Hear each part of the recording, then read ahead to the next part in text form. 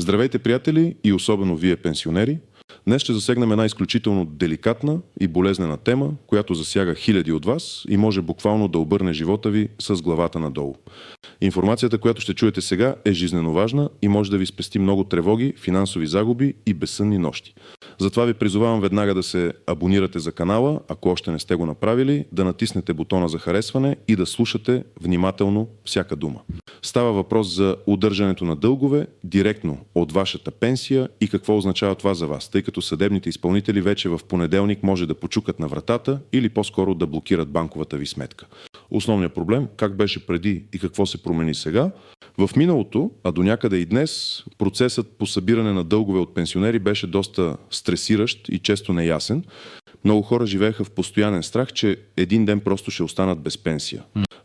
Преди имаше повече сиви зони, където съдебните изпълнители можеха да действат по-произволно, особено когато ставаше въпрос за средства по банкови сметки.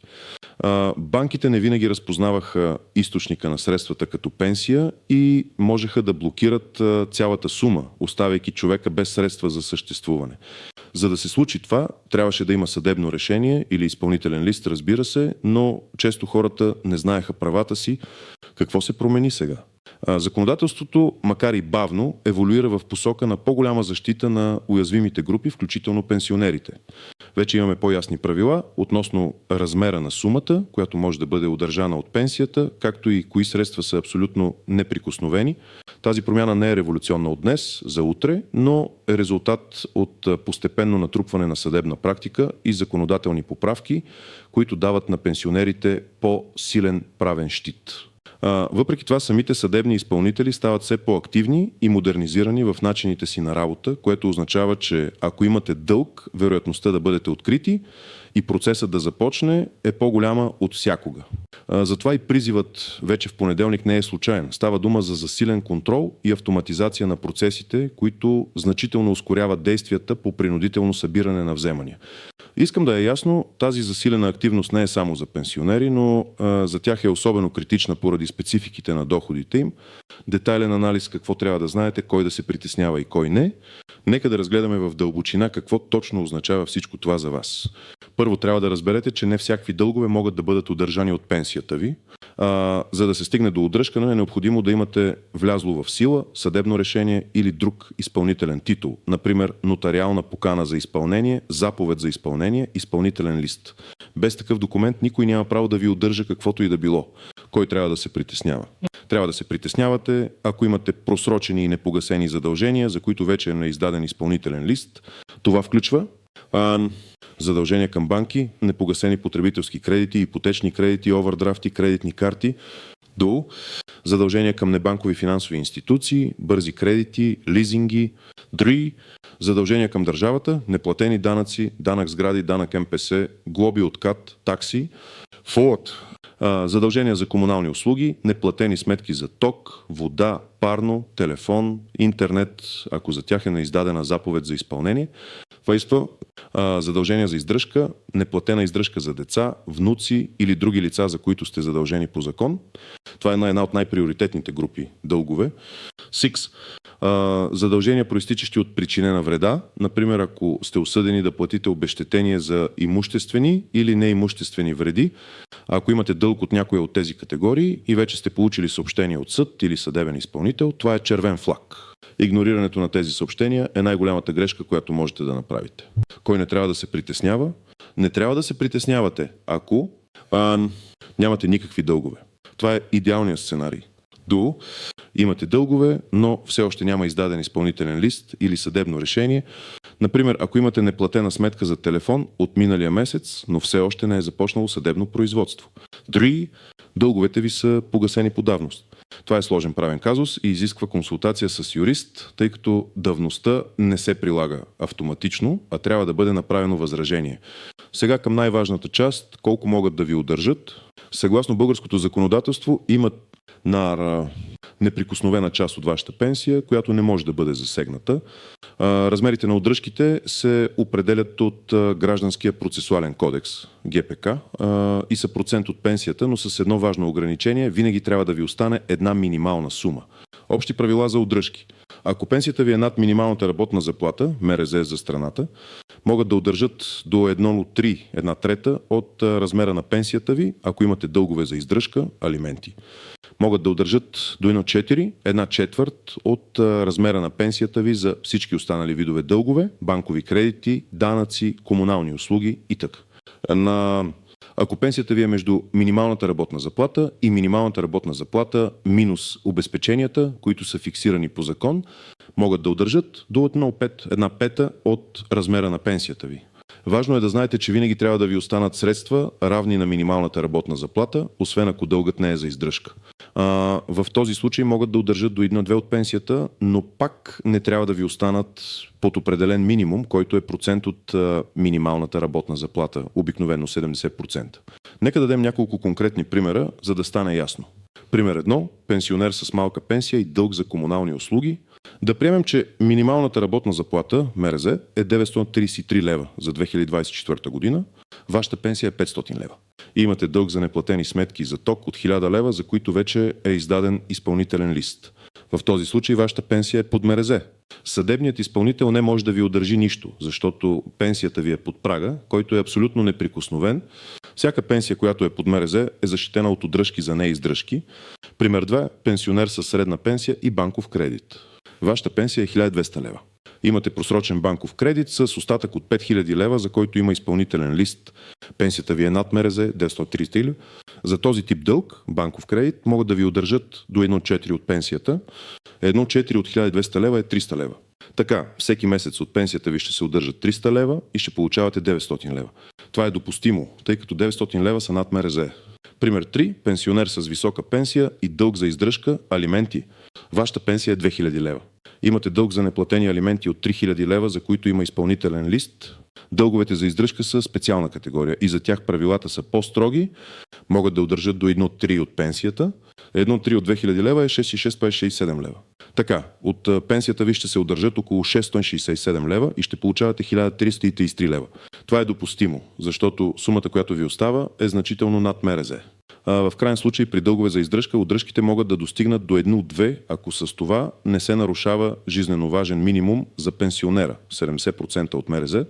Пример 4. Пенсионер с няколко дълга, приоритет на удръжките. Имате пенсия от 1500 лева. Имате дълг за алименти, изпълнителен лист, както и дълг към банка, изпълнителен лист. В този случай законът ясно определя приоритет. Първо се погасяват дълговете за издръжка, след това всички останали. Ако удръжката за алименти е 1,3 от 1500 лева, т.е. 500 лева, ще ви останат 1000 лева. От останалите 1000 лева. Вече не може да се прави нова удръжка за банковия кредит, защото общата удръжка не може да надвишава определени проценти и винаги трябва да ви остане минимум.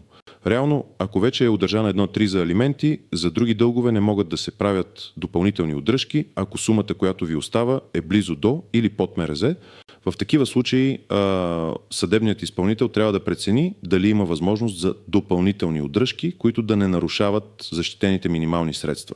Изключение от правилата, клопки и неочевидни нюанси, както във всяка правна материя, и тук има специфични моменти, които могат да ви изненадат. Банкови сметки и неприкосновеност. Една от най-големите клопки е когато пенсията ви постъпва директно в банкова сметка.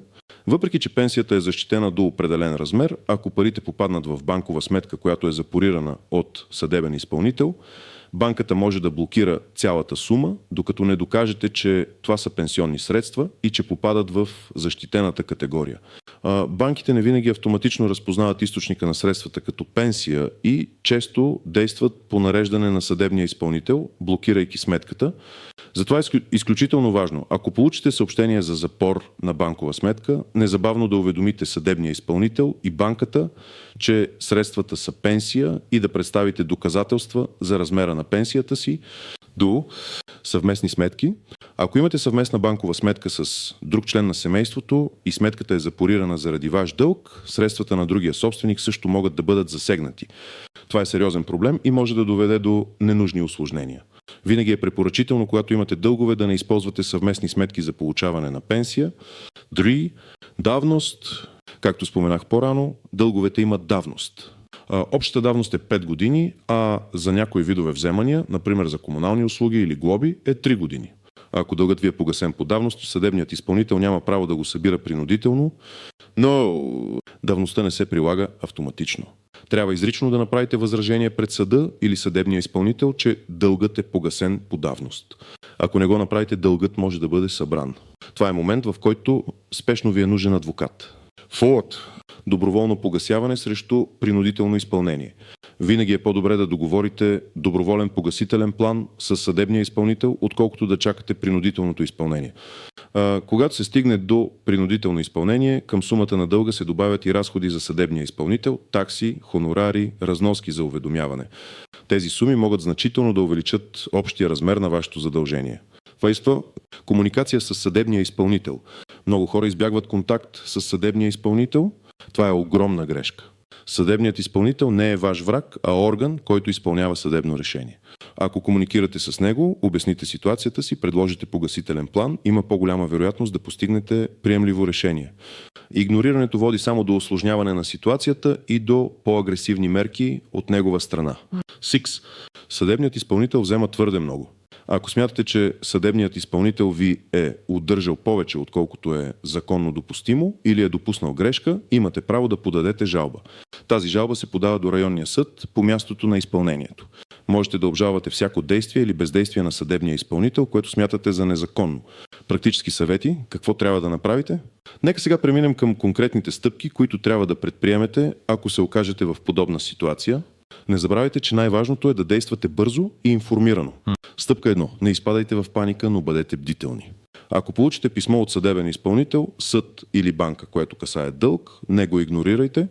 Дори да ви изглежда неясно или заплашително, прочетете го внимателно. Паниката е лош съветник, но бдителността е от ключово значение. Много често хората хвърлят тези писма или ги прибират някъде, заблуждавайки се, че проблема ще изчезне от само себе си. Няма да изчезне, а ще се задълбочи. Стъпка 2. Идентифицирайте дълга и изпълнителния лист.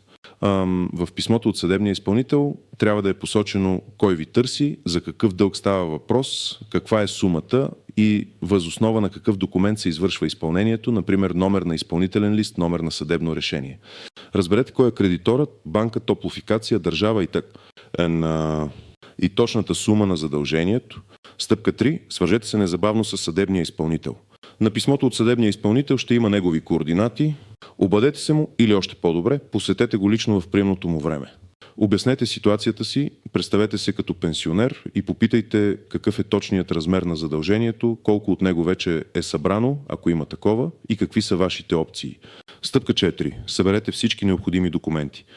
За да може съдебният изпълнител да прецени правилно ситуацията ви и да приложи правилата за защита на пенсията, ще са ви нужни следните документи. Удостоверение за размера на вашата пенсия можете да го получите от Националния осигурителен институт, НОИ. Това е ключов документ. Банкови извлечения, доказващи, че сумите, които постъпват по сметката ви, са пенсии. Документ за самоличност. Ако имате други доходи, които не са пенсия, също ги декларирайте. При особени затруднения, документи, доказващи тежко здравословно състояние, скъпоструващи лекарства и тъкина. Това може да бъде основание за искане за по-малък размер на удръжката или разсрочване. Стъпка 5. Потърсете правна помощ, ако е необходимо. Ако ситуацията е сложна, не сте сигурни как да действате или смятате, че правата ви са нарушени, потърсете адвокат. В България има програми за безплатна правна помощ за социално слаби лица, които можете да ползвате. Не се притеснявайте да поискате помощ.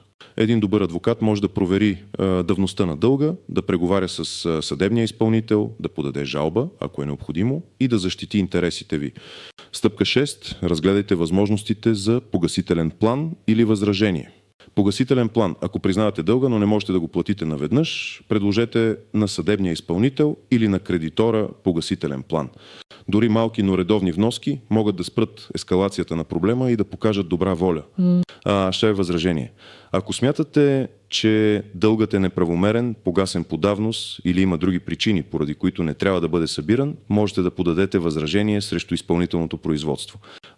Това трябва да стане в законоустановените срокове. Обикновено 7 дни от получаване на съобщението за изпълнение. Тук е абсолютно задължително да имате адвокат. Стъпка 7. Какво да правите, ако е удържано твърде много? Ако въпреки всичко съдебният изпълнител е удържал по-голяма сума от законно допустимата или е запорирал изцяло вашата сметка, която е за пенсия, незабавно подайте жалба до районния съд, на чиято територия действа съдебният изпълнител.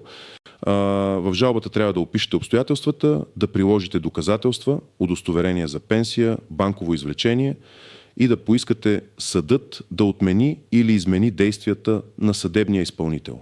Заключение и последен призив. Приятели, надявам се тази информация да ви е била полезна и да ви е дала яснота по един толкова важен въпрос. Не забравяйте, информацията е сила.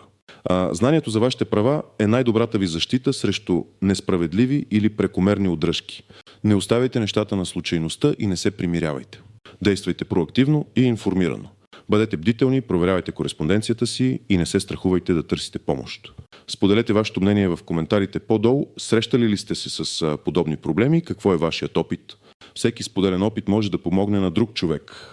Не забравяйте да харесате видеото, ако сте намерили информацията за ценна и разбира се, абонирайте се за канала, за да не пропускате бъдещи важни теми. Грижете се за себе си и за вашите финанси.